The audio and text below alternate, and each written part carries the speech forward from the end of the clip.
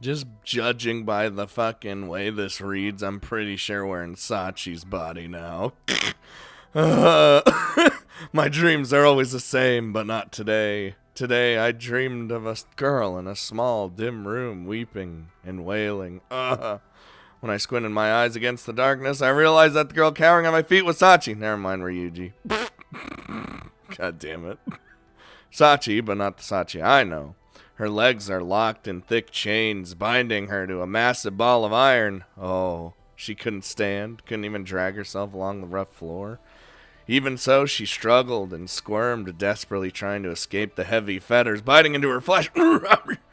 But no matter how hard she tried, the cold iron wouldn't yield. Every twist and turn only brought more anguish, and in the end, she stopped trying. Sachi was sealed in that gloomy prison with no chance of escape, and I was powerless to help. I could only watch, exhausted and hopeless, slowly wasting away. Oddly enough, I'm freed from that despairing nightmare by the same thing that announced its arrival. The sound of Sachi screaming. Okay, we need to stop. The ear-splitting shriek jolts me awake, adrenaline coursing through my veins. Alright, we need to just relax. Oh,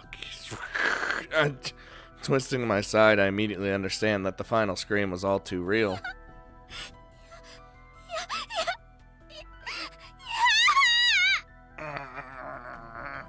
Sachi's curled in a tight ball under the blanket, clutching at her arms as if to embrace herself. Her clenched teeth audibly clatter against each other. Hold on. This is... It doesn't take long for me to realize the abnormality of the situation. Sachi admitted that she's been having nightmares lately, and I knew they were leaving her dispirited and exhausted. As of yesterday, the situation didn't seem like an outright emergency, but these symptoms are all too clearly something else entirely. She's experiencing pain and terror well beyond what a mere bad dream can offer. Oh yeah, this is like them night terrors, them PTSD night terrors that's happening. Sachi's eyes are wide open, tears streaming relentlessly down her cheeks, a contorted grimace frozen on her face. It's the expression of a human being forcibly shown a gruesome memory they'd like nothing more than to forget.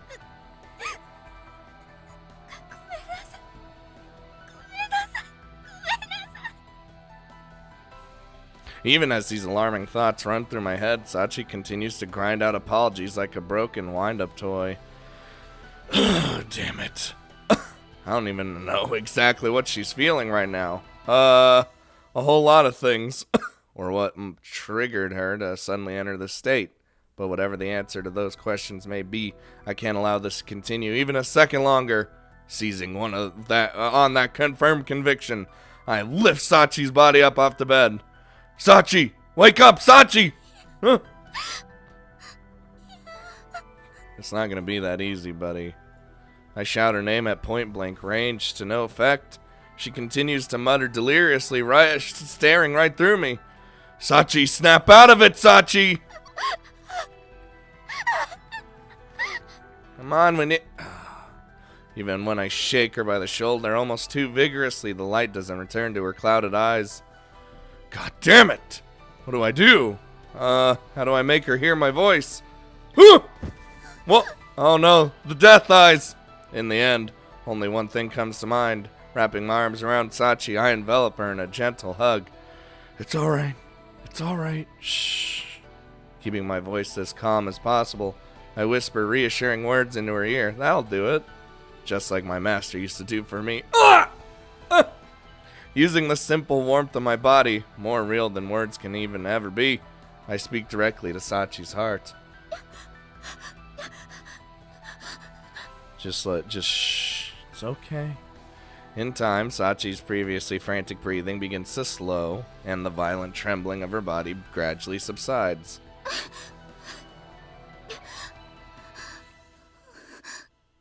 Have we disaster averted yet?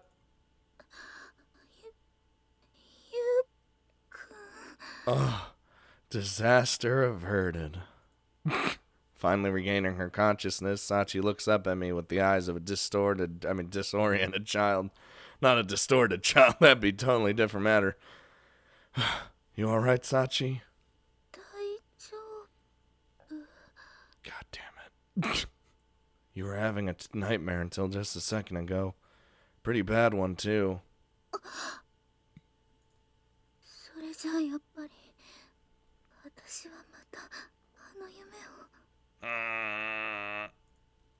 That dream?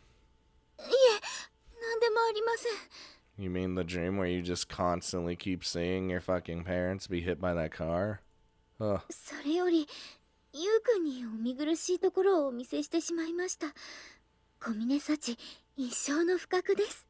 I think we shouldn't make light of the situation. When I try to prod the conversation forward, Sachi avoids the subject with a forced attempt at humor.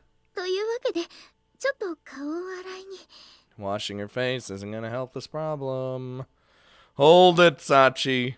I reach out and catch Sachi's arm as she tries to flee. Yeah, this ain't flying. What's torturing you like this?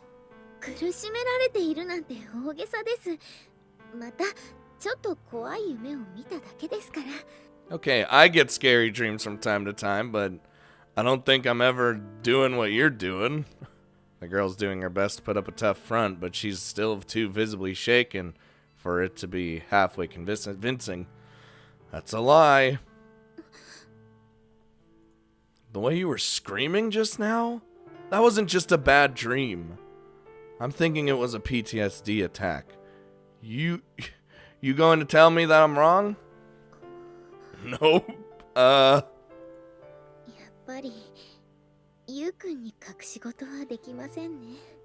I mean, realistically, you can't hide anything from Yuji anyway because of everything I've been through. Mumbling resigned words in a wry tone of voice, Sachi turns back to face me, then slowly lowers herself to a sitting position on my bed. In other words, I was right on the money.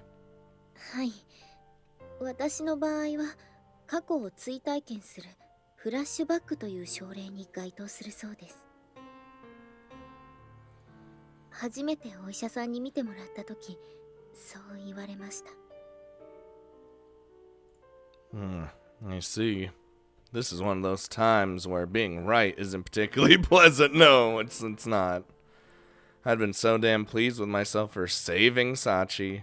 Self-centered as it may be, this feels like some cosmic slap to the face. Like someone's telling me, you haven't saved anyone yet. Nope. There's a sharp, bitter stab of pain somewhere deep in my chest.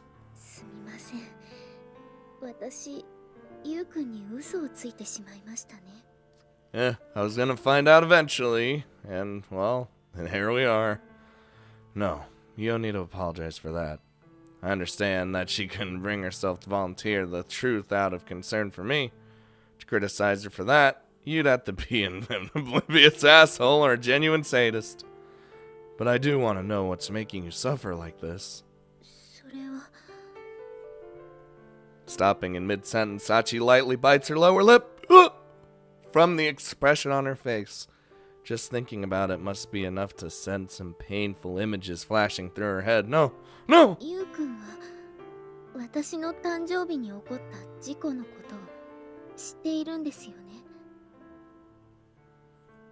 I know what they wrote on the reports, at least. Not much more.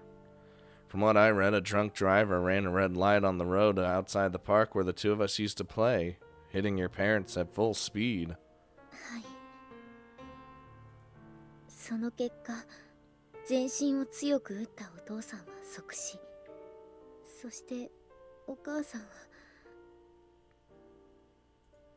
Survived, but fell into a persistent vegetative state. She's still hospitalized to this day. Oh, we're gonna go where? Oh, feel like we're gonna go see her or something. After the workshop shit, of course.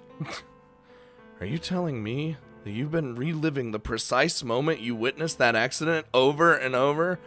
That's literally like your own personal version of hell.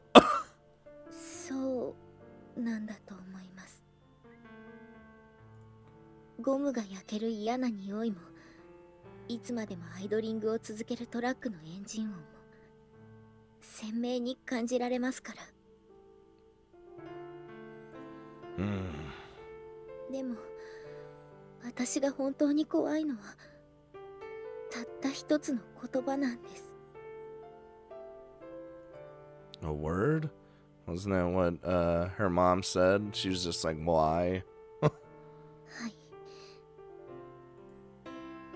トラックにはねられた直後、お母さんにはまだ意識がありました。Why'd you have to show me this again? そして自由に動かなくなった体を懸命に動かして顔を上げると、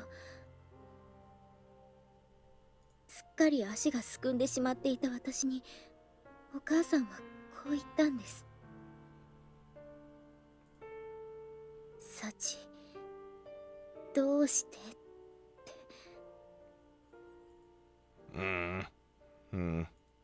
それは私にとってとてもショックな言葉でした。どうして今日はお家にいてくれなかったの？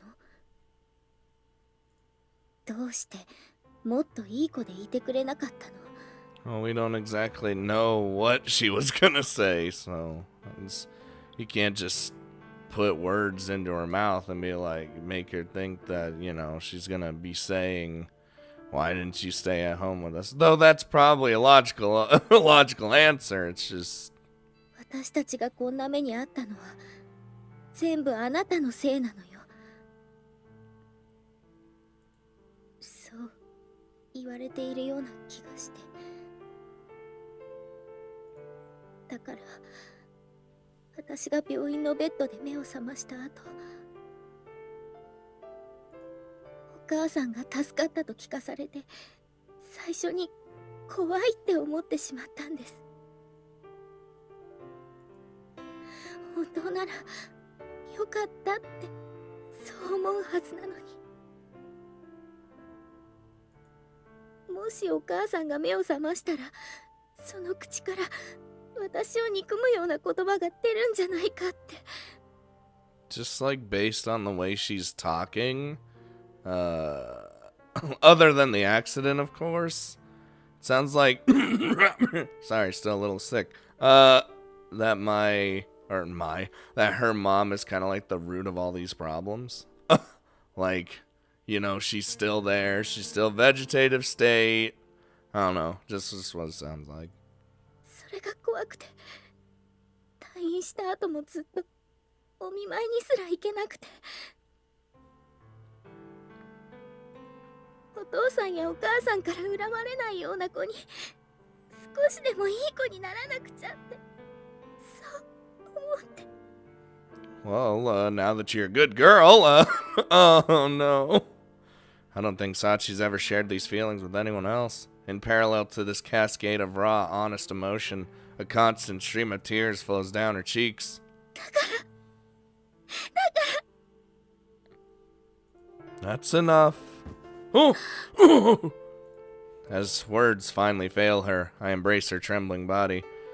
I'm sorry for making you talk about something you didn't want to remember. いえ、私の方こそすみません。でも、もう少しだけこのままでいさせてください。 Alright.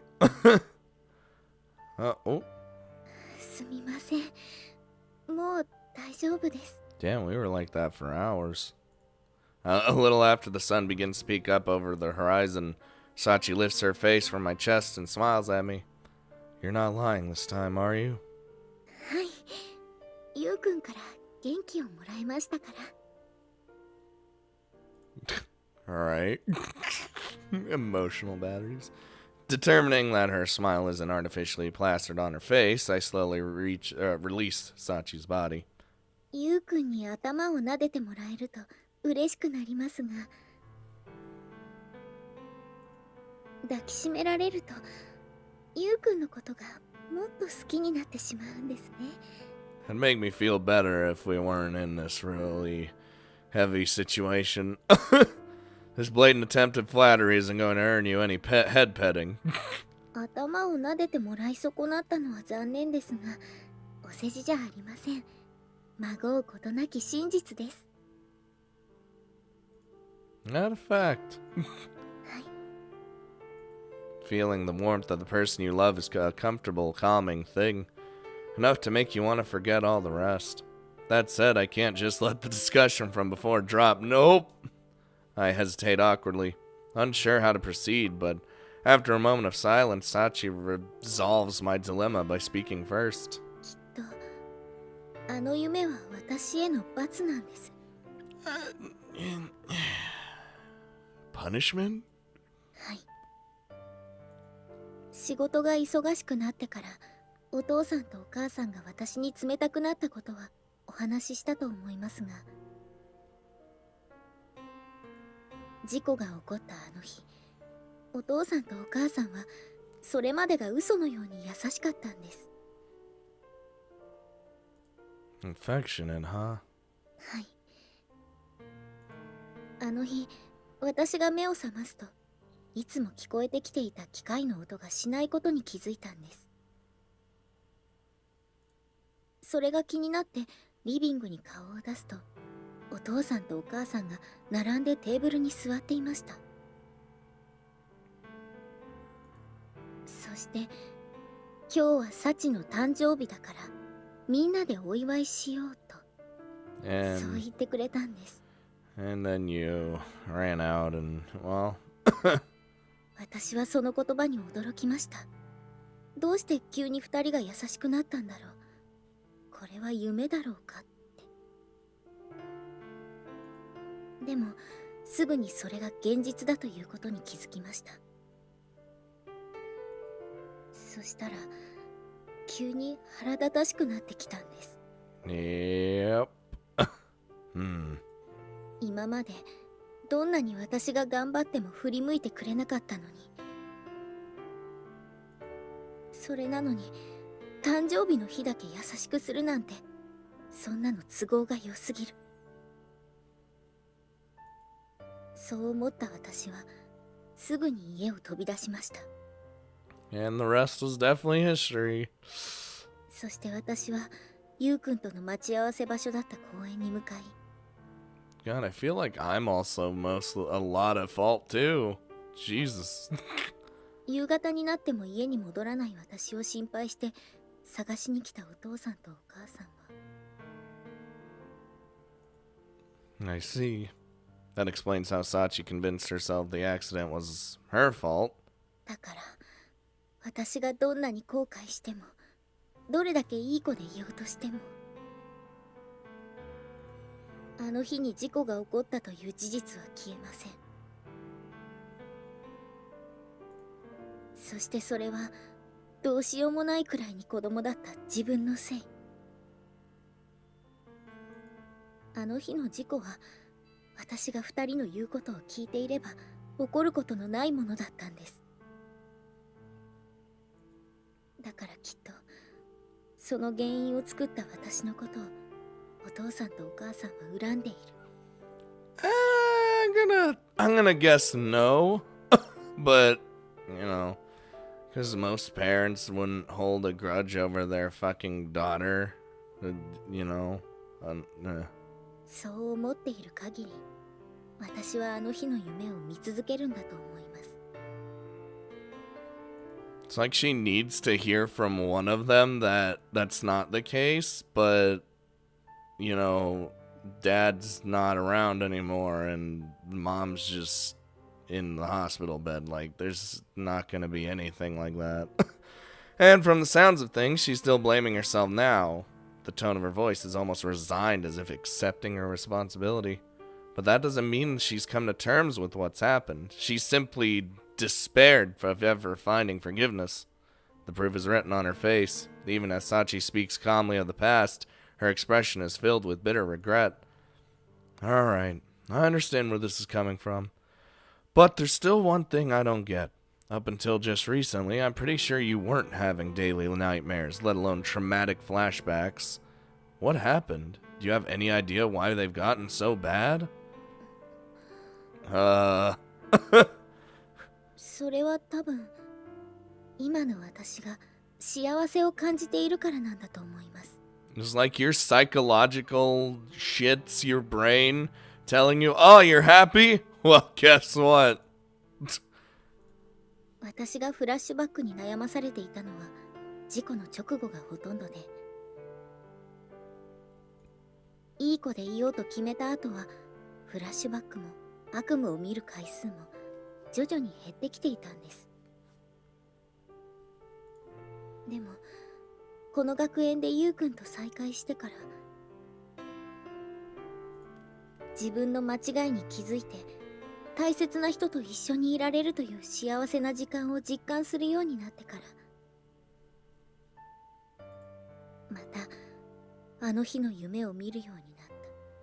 Dude, that's some deep psychological shit if that's the case. だとしたらお父さんとお母さんが私のことを怒っているのかもしれません。 In other words, you're saying your parents don't want you to be happy? もちろんこの考えは私の勝手な思い込みかもしれません。 Okay, we need to go to that workshop. We need to see what's going on.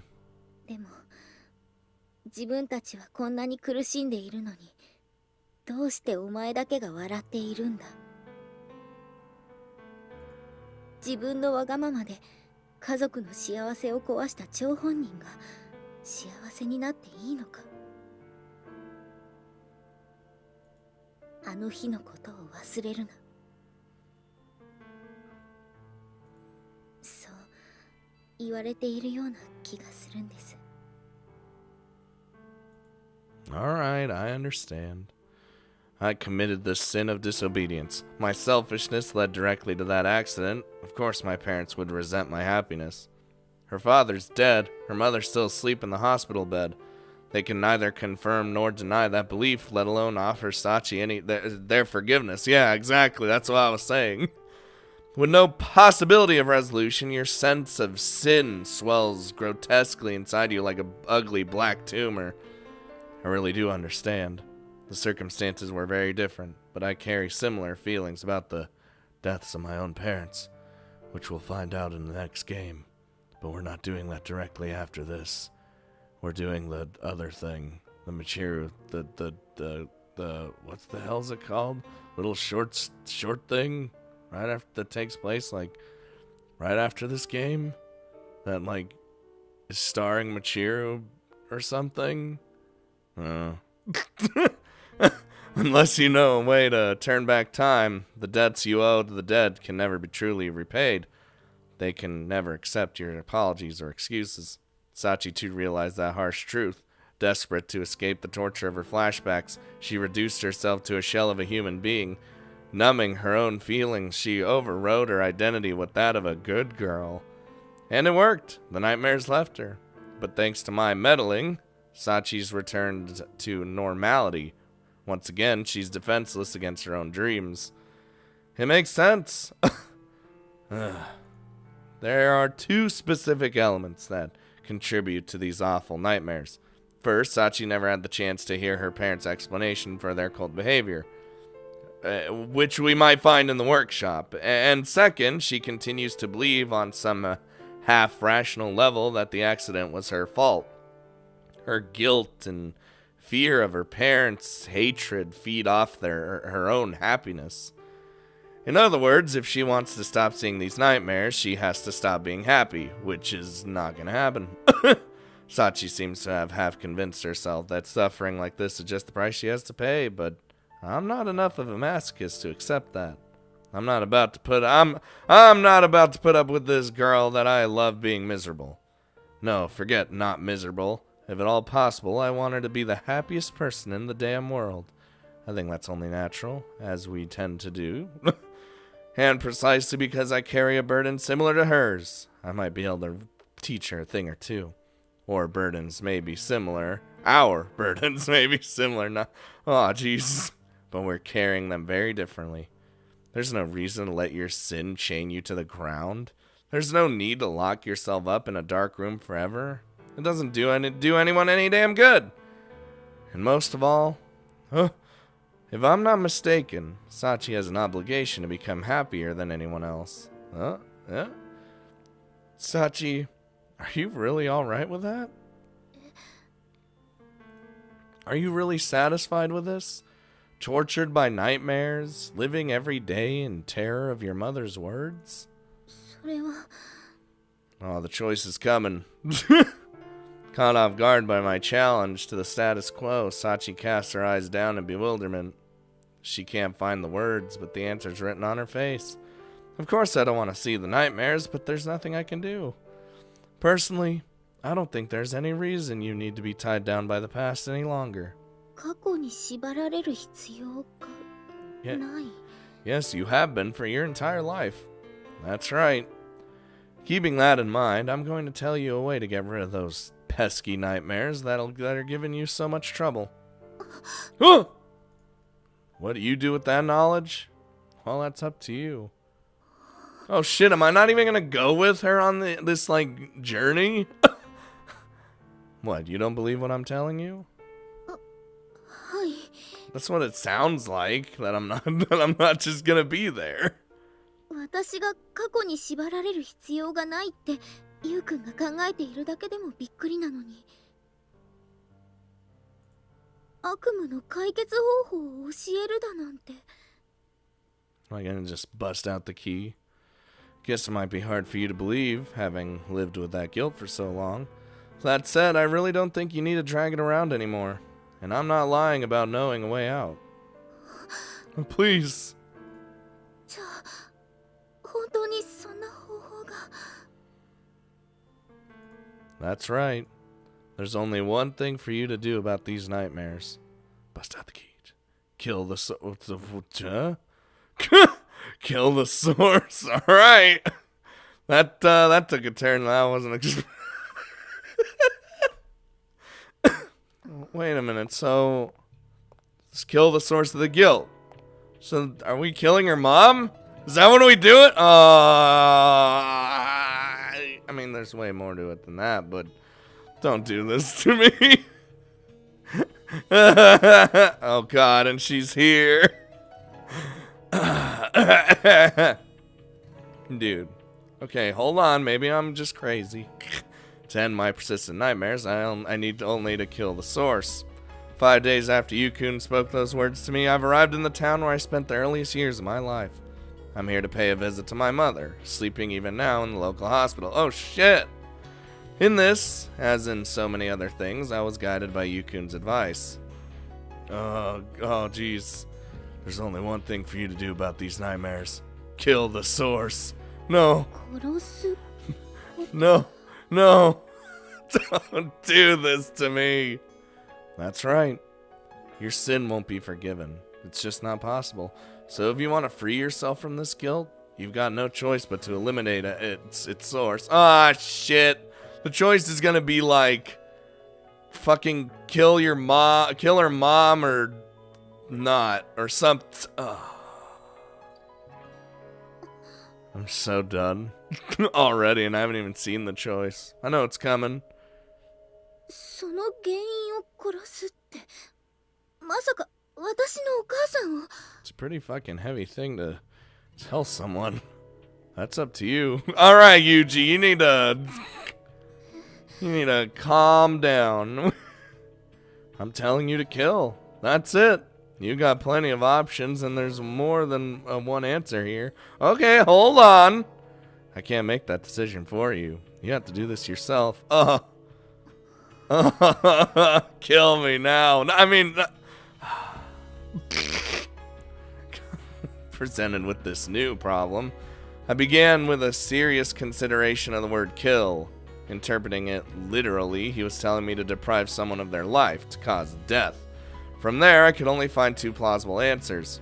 The first, as had immediately occurred to me, was to kill my mother. Yeah, that's what I thought.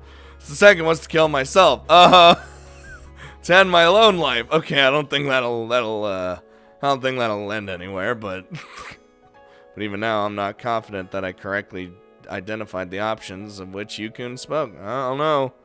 True, killing my mother might put an end to my fear of her final question. And if I die, I'll no longer even be capable of suffering or feeling guilt.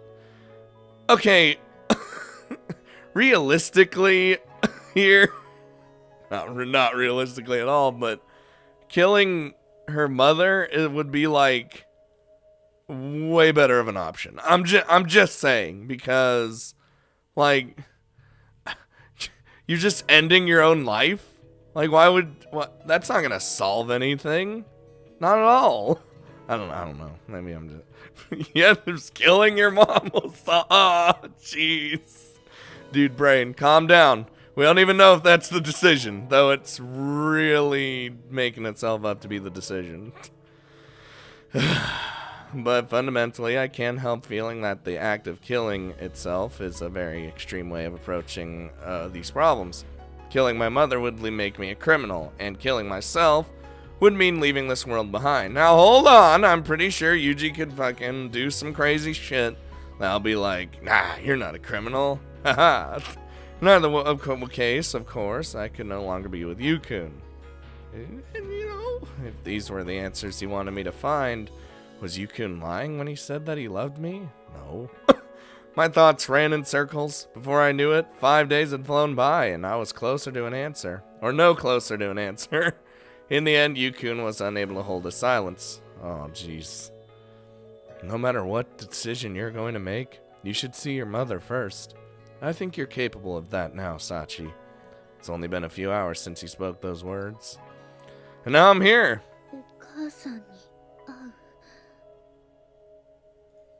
The moment I heard this proposal, my heart thudded heavily in my breast. Since the day of the accident, my mother has never spoken, never even opened her eyes. She's been reduced to a living symbol of my indelible sin. And if Mom really does resent me, she might not even want to see my face. These very thoughts have kept me from visiting her for many years now. Not to say that the visits I paid her in those first weeks were worthy of the name. Since that horrible day, I've never once managed to spend any real time with her. Perhaps Uncle Akihiro understood how I felt. He didn't challenge me on the matter or even encourage me to make it the trip. In that case, there was no real reason for me to visit that hospital, or so I allowed myself to believe. In truth, I've just been making selfish excuses. I was running away from my own mother. That neglect is proof enough that I never really overcame my guilt toward her. I was simply hiding from it. As long as I permit myself that cowardice, it may well be impossible to find a meaningful answer to my current dilemma. And so, I resolved to face up to what I had refused to acknowledge for so long.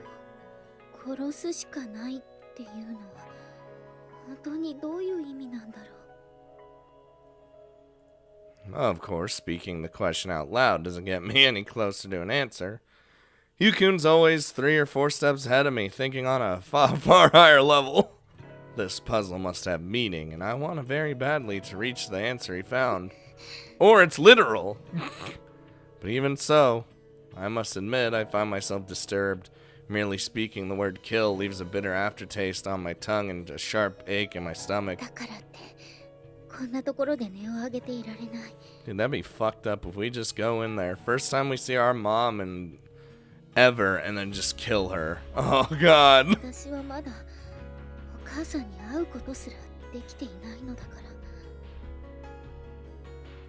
Oh, boy. Oh, jeez.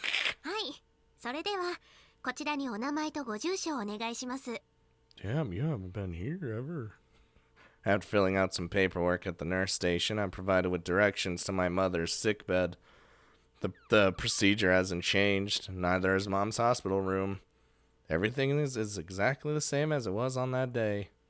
At one point, a nurse I recognize from my time here calls out to me, "Is that you, Sachan? Will you be all right alone, dear?"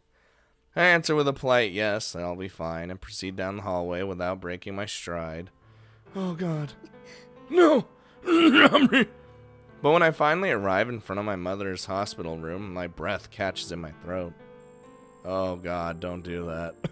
And with that as a signal, my previously functional legs abruptly turn to clumsy, leaden stumps. My head begins to throb violently. Oh, God, no. No, Sachi, you can do this. Come on, Sachi. It's been many years now. Maybe it won't hurt like it did back then. I was a fool to believe such nonsense for even a moment. My body knows that something painful waits behind that door, and it's not shy about registering its objections. Mom's anguished, bloodied face flashes unbidden before my eyes. Before I know it, I've begun to hyperventilate. Oh, Sachi. Sachi, we can just calm down. Like, I get it. Oh, stop. Oh. Gradually, even standing grows perilously difficult, and I find myself leaning heavily against the corridor wall. No, we're good. I'd be like, you do not sound alright in the least. Yeah, that's a no. わかったわ。でも無理だと思ったらすぐに人を呼んでね。ありがとうございます。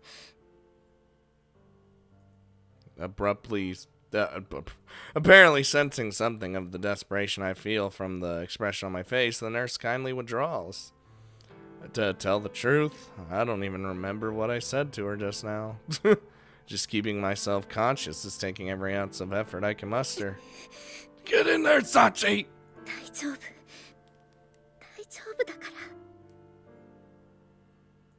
Trying very hard to convince myself of that, I forcefully throw open the door of the room, letting the momentum carry me stumbling inside. Hello? Hello? Instantly, my eyes find my mother's face, peeking out from above the sterile white sheet covering her lower body.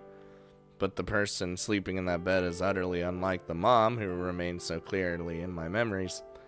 Her cheeks are thin to the point of emaciation. The color of her skin is as pale and waxy as of a corpse. Oh. Oh God, stop. And yet, seeing her transformed like this brings back with astonishing clarity the awful moment when I was first guided into the intensive care unit. The first time I saw what had become of her. She lay there in a nest of unfamiliar machines. A huge oxygen mask covered her mouth. Her body was pierced with IV needles. Medical tubing connected her to strange electronic equipment, and even as the machines hissed and clicked around her, my mother simply lay there, so still it seemed she'd been transformed to stone. And when I saw her there, I remember feeling the same way I do now. She isn't the mom I knew anymore, and she never will be again. Oh, hello? Where'd I go? That's... Alright,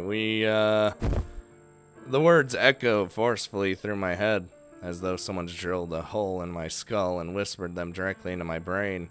Cold sweat seeps from my forehead. My stomach begins to contract spasmodically with an anonymous creaking growl. Sachi, it's fine! There's a familiar sensation of warmth draining steadily from my body. It's the same chill that usually accompanies the onset of my flashbacks. No! Tears roll in neat lines down my face, so cold I expect them to freeze against my cheeks. Oh, God.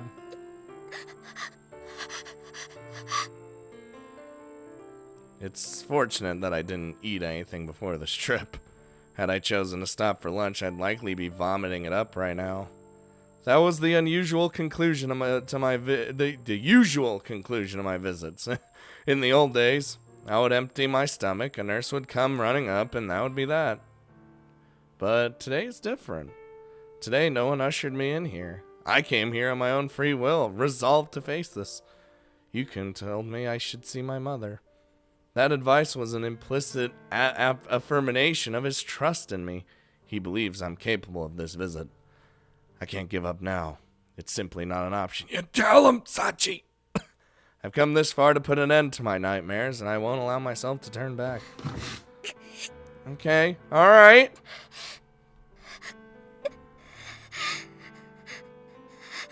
Progress is being made. Clinging with all the stubborn determination I can muster to that simple decision, I somehow managed to hold myself together through the worst of it. And eventually, through an enormous effort of will, I'm able to shakily lower myself into the folding chair that sits at the side of her bed. Oh. Oh. What do you think, Sachi? How many hours have passed since I collapsed into this chair? Feels like only moments ago, but the sun's already sinking low into the sky.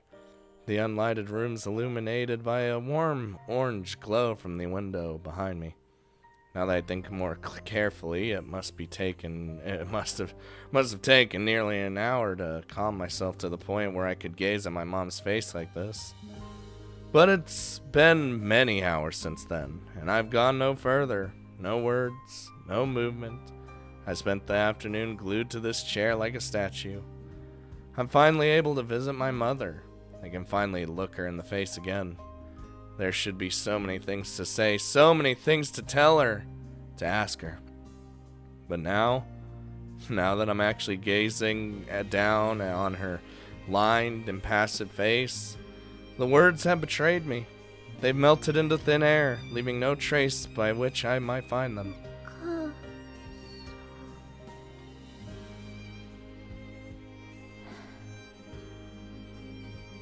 At long last, I'm able to speak a single word. Is it a greeting or a half-spoken question? I'm not sure myself. There is, of course, no response. Mom's in a deep coma because of the traumatic damage her brain sustained in that traffic accident. She hasn't answered a question or even spoken a single word in many years now. My mother's doctor once said that the odds of her ever regaining consciousness were lower than my chances of hitting the jackpot in a national lottery. Oof, as the kids would say. In other words, barring a miracle, she'll live out the rest of her days like this. Oh. This is her life now, incapable of movement, let alone feeding herself, kept alive on the whims of others like a potted plant. This is the life I gave to my own mother. Stop! Sachi, stop! With that thought, the nausea that had subsided earlier swells up in me once more.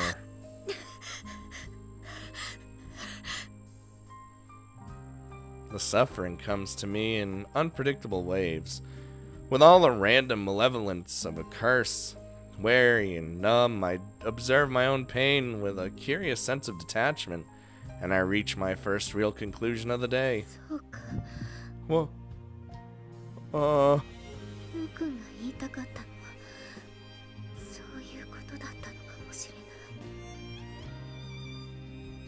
by visiting my mother for the first time in many years, by directly facing my guilt in its most raw and undiluted form, he wanted to make me realize this.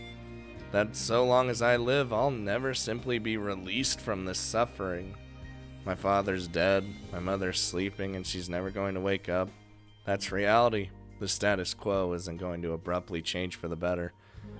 All my guilt, all my attempts at atonement, no matter how sincere, they can never overturn what's come to pass.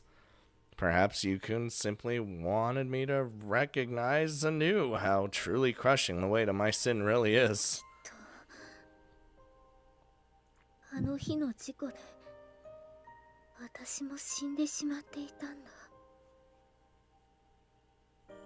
The answer isn't so complicated after all. Mom's the fountain of this guilt, and I'm the vessel that willingly accepts it. We're mutual culprits in these nightmares.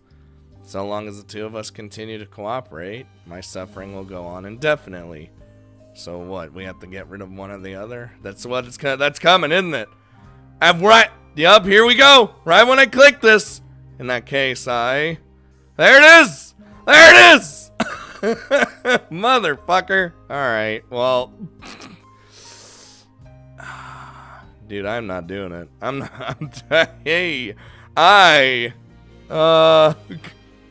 mean, if we're gonna be real for a second here, I don't think this is gonna do anything. This, on the other hand,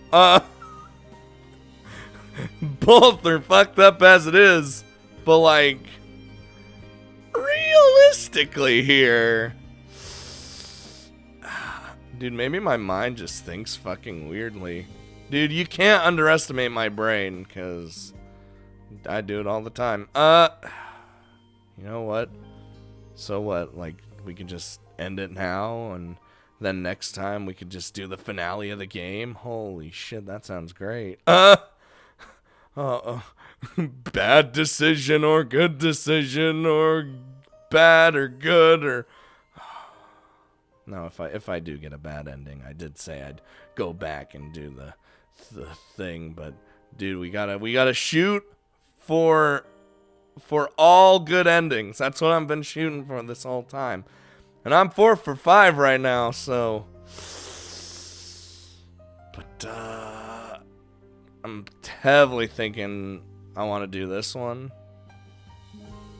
I have a feeling that, like, we're gonna choose one of these. Here's what I bet you's gonna happen. This one's gonna happen. Like, if you do this one, I bet you she actually does kill herself, and then